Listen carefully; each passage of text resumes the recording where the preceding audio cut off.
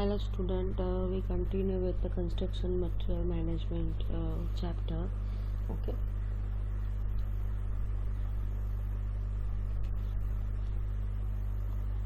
Materials management functions में हमने आगे क्या पढ़ा था? मटेरियल मैनेजमेंट फंक्शंस, ऑब्जेक्टिव्स सब पढ़ा था। आज मटेरियल मैनेजमेंट फंक्शन में चौथा फंक्शन है, that is material accounting. The main purpose of the material accounting is monitoring the inflow. That means आप जितना भी मटेरियल लाते हो, अकाउंट का मतलब क्या है? जितना लाते हो कितना यूज़ होता है. Okay, raw material, that is called accounting. The monitoring inflow and consumption of the raw material accounting involves material stock accounting, material issue and return accounting. That means कोई मटेरियल ख़राब है तो उसको रिटर्न करने का. Monthly stock taking, कितना monthly हम stock लेते हैं raw material. Material wastage analysis, material कितना वेस्ट होता है उसका एनालिसिस करना, वो सब that is included in material accounting. The materials wastage analysis aims at finding the causes of wastage and rectifying them. The main cause of material wastage during the procurement. That means जब भी हम purchase करते हैं material तो main reason क्या होता है wastage का? तो first one is buying more than actual requirement. हमारी जो भी रिक्वायरमेंट है उससे ज़्यादा हमने खरीद लिया है. Buying materials of the wrong specification, तो हमारा जो स्पेसिफिकेशन है उसके हिसाब से हमने मटेरियल वहाँ से नहीं खरीदा है, दूसरी जगह पे कर स्पेसिफिकेशन जिस प्रकार का मटेरियल चाहिए, रो मटेरियल चाहिए, वो नहीं है, दूसरा है. तो that is also called wastage. Ultimately buying of the short life material, that means short life material हमने परचेस किया है, that means low quality material purchase किया है, तो उसके वजह से भी वेस्टेज होता है. Improper handling of the material.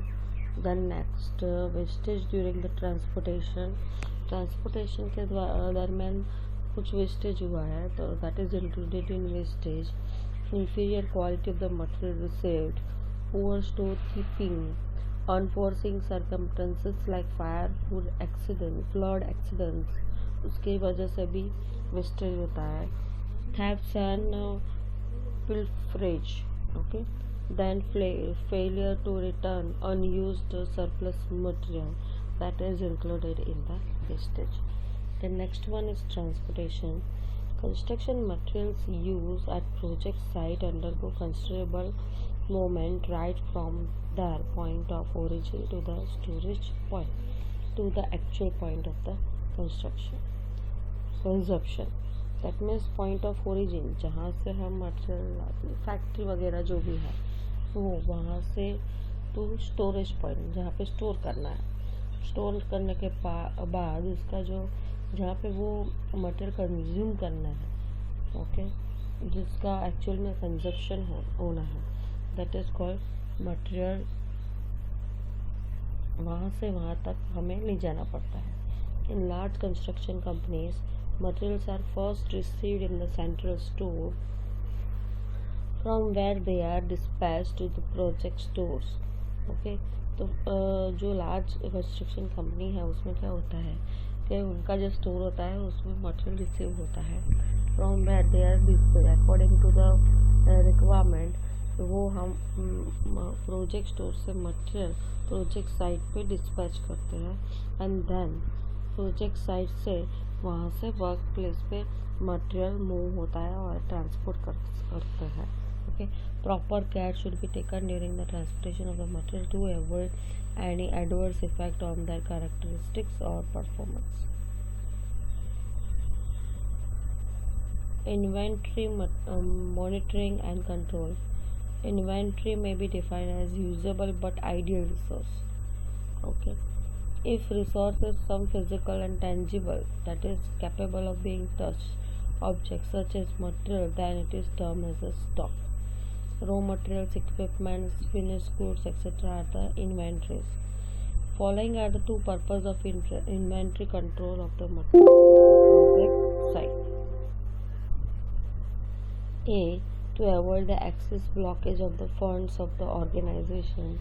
तो हमें ये इन्वेंट्री मॉनिटरिंग और जो भी हमें एक्स्ट्रा जो भी मटेरियल चाहिए, इक्विपमेंट चाहिए, उसका हम स्टोरेज क्यों रखते हैं? Because to avoid the excess blockage of the fund of the organisation. For example, हमारे पास पैसे नहीं है, ओके, प्रॉब्लम है, तो वहाँ पे हमारा जो वर्क है, कंस्ट्रक्शन वर्क या हम जो भी प्रोडक्ट बनाते हैं उसमें प्रॉब्लम नहीं होना चाहिए, इसीलिए हमें इन्वेंट्रीज का स्टोरेज करना पड़ता है to see that the project is not starved of material when needed. तो प्रोजेक्ट में भी क्या है, जब भी मटेरियल चाहिए वो हमें प्रोवाइड करना पड़ता है, नहीं तो फॉर एग्जांपल हमने मटेरियल देना बंद कर दिया तो वो प्रोजेक्ट साइट पे इफेक्ट करेगा। Okay, it is very important to have a check on the inventory level. Materials account for more than 50% of the total cost of the project. Organization maintain a huge amount of stock, through much of this could be reduced by inventory management. The following reasons justify the inventory. It protects against the lead time and demand uncertainties, then hedges against price changes, then hedges against contingencies, problems due to fires, flood, etc. can be minimized. Stock holding is increased, improves the customer service. Procurement and transportation costs will be reduced if lot sizes are large. Methods of inventory control are ABC analysis based on the value of the consumption, FSN analysis that is based on the movement from the store, weight analysis that is based on necessity.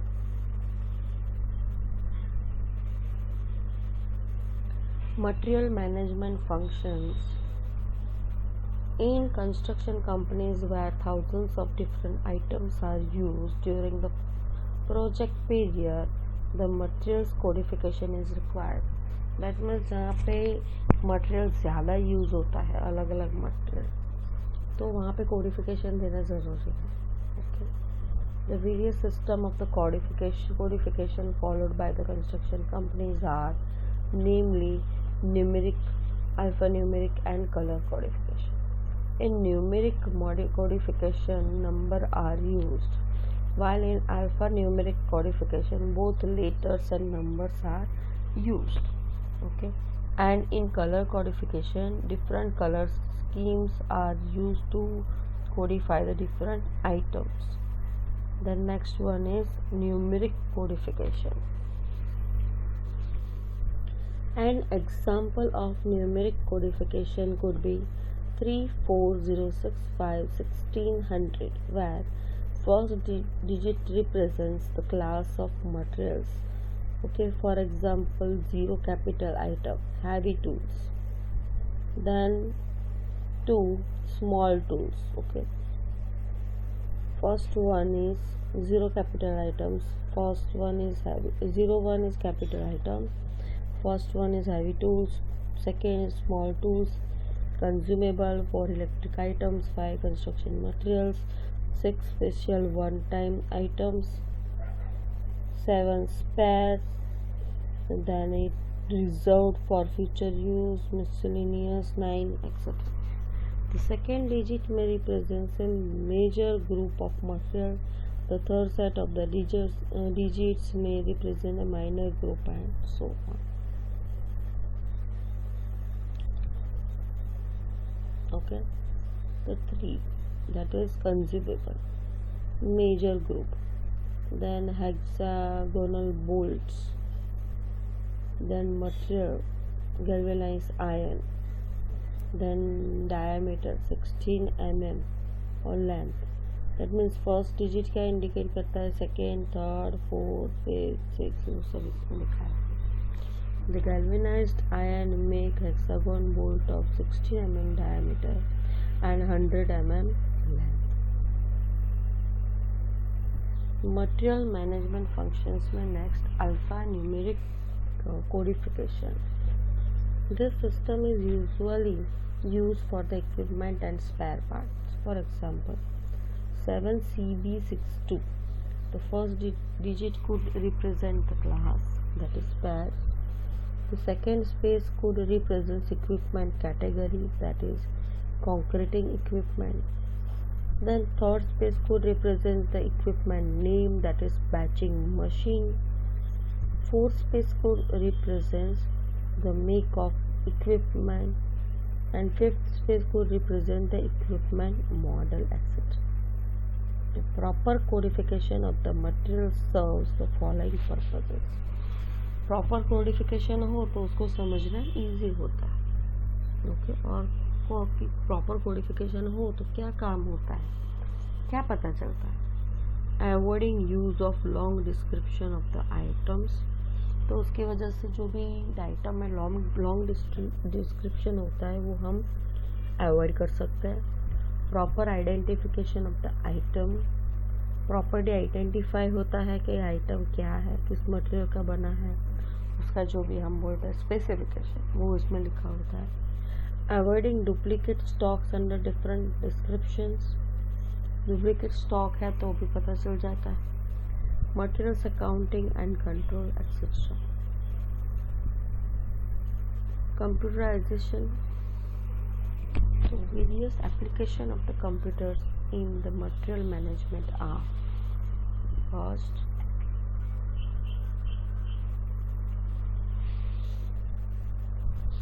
various applications of the computers in the material management are forecasting the prices of the materials based on past data, okay।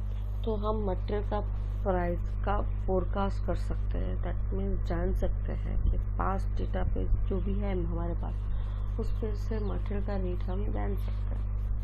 Using the computer, that means computer में हमारे पास कोई data पड़ा हो, old data पड़ा हो, तो उसकी मदद से हम कंप्यूटर में जो भी डेटा पड़ा है उसके बेस पे हम जो भी मटेरियल हमें न्यू परचेस करना है तो उसका अंदाजित रेट निकाल सकते हैं कि पास्ट में ये रेट था तो अभी रेट कितना होगा।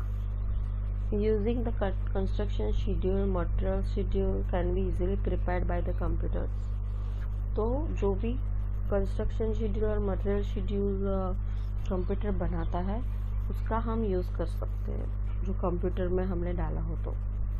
Bye making the suitable changes in the past specification, past specification है उसमें हम चेंज कर सकते हैं। Stored in the computers, no specification can be easily develop, और न्यू स्पेसिफिकेशन हम डेवलप कर सकते हैं। It is now possible to float the enquiries for the different materials online as well as invite bids from different suppliers online. तो हम क्या कर सकते हैं, अलग अलग डिफरेंट मटेरियल्स का हम टेंडर निकाल सकते हैं, बिड मंगवा सकते हैं फ्रॉम सप्लायर्स बाय ऑनलाइन। जो भी हम ऑनलाइन मेल करते हैं वगैरह करते हैं तो उसकी मदद से हम ऑनलाइन में टेंडर्स मंगवा सकते हैं, ओके, और बिड मंगवा सकते हैं। Preparing a comparative statement and finalising the supplier, तो कंपैरेटिव स्टेटमेंट बना सकते हैं अकॉर्डिंग टू द कॉस्ट और मटेरियल एंड सप्लायर कौन सा रखना है वो हम फाइनलाइज कंप्यूटराइजेशन से कर सकते हैं। Economic order quantity can be decided by using the computer.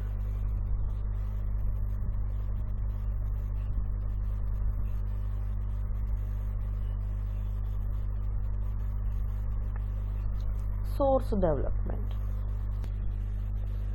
source development, managing the vendors or the suppliers is an important issue। That means जो भी सप्लायर्स है उसको मैनेज करना बहुत डिफ़िकल्ट है, ओके। द वेंडर्स और suppliers performance should be evaluated regularly and only satisfactory vendors should be encouraged. That means आपको देखना है कि जो भी वेंडर है और जो भी सप्लायर है उसका मटेरियल कौन सा है, ओके, वो क्या यूज़ करता है उस पर ध्यान रखना है रेगुलरली, और फिर उसको एनकरेज करना है और उससे मटेरियल हमें लेना है। It is necessary to develop a long term relationship with the vendors.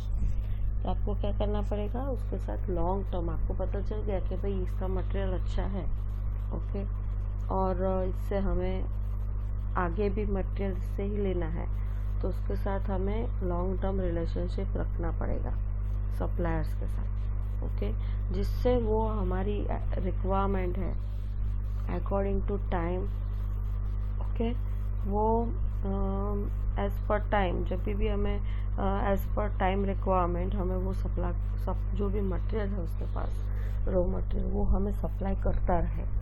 इसीलिए हमें रिलेशनशिप लॉन्ग टर्म के लिए मेंटेन करना है।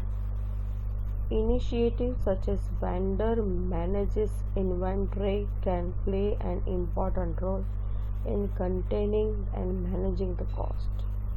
Initiatives such as vendor manage inventory can, जो सप्लायर्स है वो इन्वेंट्री जिस तरह से उसने मैनेज किया है तो उस पर डिपेंड करता है कि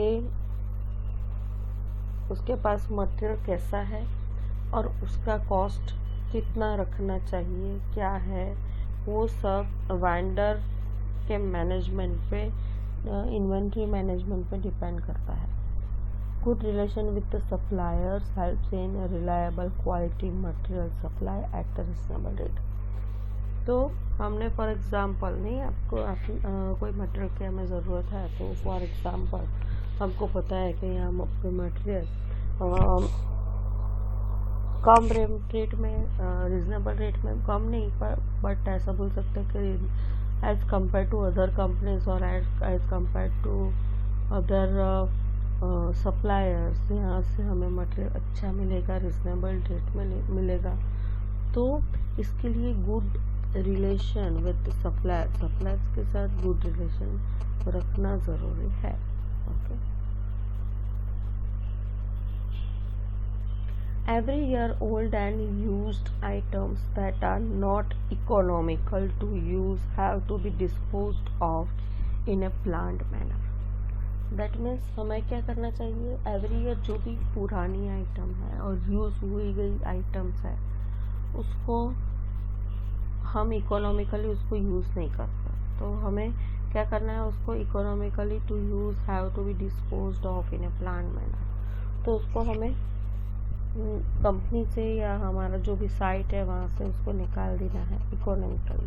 दैट मीन्स उसमें से कुछ मिलना चाहिए हमें। Before disposal the quantity and the quality of the material to be dispose of should be assessed. That means जब भी हम उसका डिस्पोजल करते हैं तो उसकी क्वांटिटी कितनी है, उसका मटेरियल क्वालिटी कैसा है, वो सब हमें जानना चाहिए। The reusable items from the scrap can be retained for the future use. तो जो भी reusable items है from the scrap, जो भी scrap है मटेरियल जिसको भंगार बोलते हैं, scrap value, ओके। तो जो भी मटेरियल है बचा हुआ scrap material can be retain for the future use. कई बार क्या होता है, रीयूजेबल आइटम्स है उसको हमें रखना चाहिए जिससे हम उसका फ्यूचर में यूज़ कर सकें।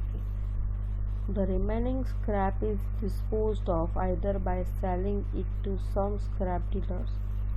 The remaining scrap, जो भी remaining scraps है उसको हमें क्या करना चाहिए, dispose of करना चाहिए, either by selling it to some scrap dealers or through the process of floating inquiry।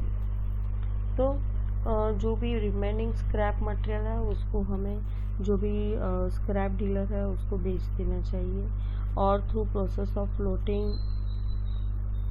Inquiry जो भी है उसके हिसाब से हमें उसको डीलर को जो भी है उसको हमें